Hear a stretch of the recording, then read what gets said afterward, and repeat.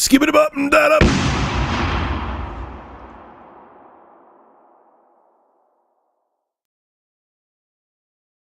So guess what? Here's a shocker.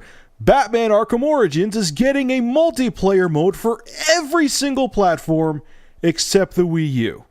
Because, making a gimped port for a system makes people want to spend the same exact amount of money that they would on any other platform and not get the same experience. Very smart idea. Warner Brothers Interactive Entertainment today announced the multiplayer mode for Batman Arkham Origins, revealing it is in development by Splash Damage and won't be available on the Wii U. The online mode Invisible Predator Online will be supported on the Xbox 360, PlayStation 3, and PC versions. No mention was made of why the Wii U had been passed over for the game mode, and a Warner Brothers representative declined to comment. Let me start off what I'm going to say with an analogy. I'm in the market to buy a Mercedes, and I go to a Mercedes dealer, and I'm looking at an E-Class, and there's two E-Classes in front of me. One is the top of the line, has all the bells and whistles, sunroof, premium leather, has a smart radio that you can connect your cell phone to via Bluetooth, and it has Pandora on it. It has the high-end alloy rims, all-wheel drive, you name it. And then you have an E-Class, which is the entry-level E-Class, which has no bells and whistles. Everything I just mentioned about the premium E-Class Mercedes model is not in the entry-level E-Class model. And they're both the same price. Which one are you going to buy? Herp-de-derp. It can't be because the Wii U can't handle the online mode, because I have Black Ops 2 for the Wii U, and the game runs awesome on there. As a matter of fact, I have Black Ops 2 for the PS3, and the Wii U version is 10 times more stable, at least with my systems, than the PS3 version. I play Black Ops 2 in the Wii U. I have far less hiccups, interruptions, lag, the whole nine. On the PS3, I deal with it 10 times more. It's a pretty regular thing on the PS3. So it's not that the system's not capable of handling Batman Arkham Origins online mode.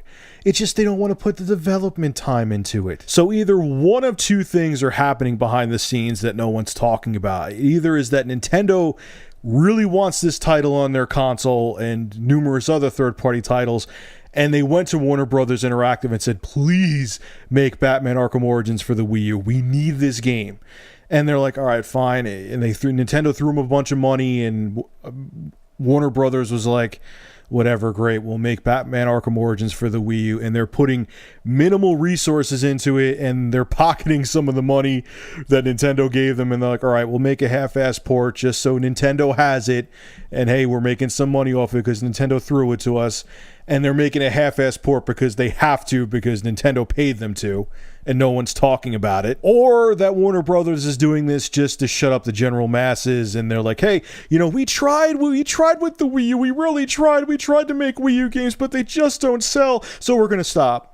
Sorry. And so for the layman who's not a nerd like I am, who doesn't look deep into things, they'll be like, oh man, the games don't even the third-party games don't sell well on the Wii U. Oh well, I guess they tried.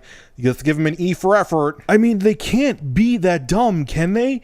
Can they really think that if people know that the PS3 version is going to have all the modes, the 360 version is going to have all the modes, the PC version is going to have all the modes, and the Wii U version's not going to have all the online multiplayer modes or none at all, there's no way that Warner Brothers can think it's going to sell just as much as the other versions. Especially if people know about it. I have a PS3, a PC, and the Wii U. What version am I going to buy? I'm going to buy the PC or PS3 version because I know I'm going to get the full game. And they're going to ask $59.99 US for the Wii U version. Online multiplayer or not, GIMP version or not, you're paying the same damn price. Now, from a consumer's perspective, this is another reason why, beyond the fact that there's no first-party titles from Nintendo, that no one's excited to buy the Wii U right now.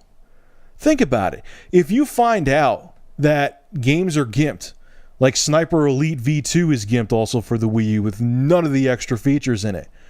If you find out that games for the console are gimped, if you were on the fence, that's going to take you off the fence and not make you buy the console. Like, hey, I wanted Call of Duty Ghosts, which I'll be interested to see. I am going to buy that no matter what, I'll admit. for the Wii U, but I'm going to be interested to see if it comes with DLC. But to another person, they're going to be like, I wanted to buy Call of Duty Ghosts, I want to buy all these games, but they're all gimped. Why I'm not going to buy the Wii U if the games are not going to have all the same features that the other consoles have. What the hell is the point? I'll save my money and buy a PS4 or Xbox One, or just keep my consoles that I have now, the PS3 and 360. Nintendo, this you got to do something about, because this is going to be a catch-22. These half-ass ports are going to turn off consumers. Okay, other third-party developers are going to see people are not buying the third-party games, and they're not going to give a shit the ports are half-assed because, investors just look at numbers.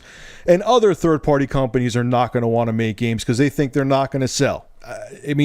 I'm not a rocket scientist. This is all common sense, herp-derp stuff. I know that's my phrase of the day, herp-derp, but it's true. This is all... Why does a fat guy making commentaries on YouTube think of all this, and these big multi-million-dollar corporations don't? I just can't wrap my mind around that. I just don't get it. Anyway, folks, make sure to rate, comment, favorite, and subscribe. And as always, thank you for supporting Review Tech USA. Have a good one.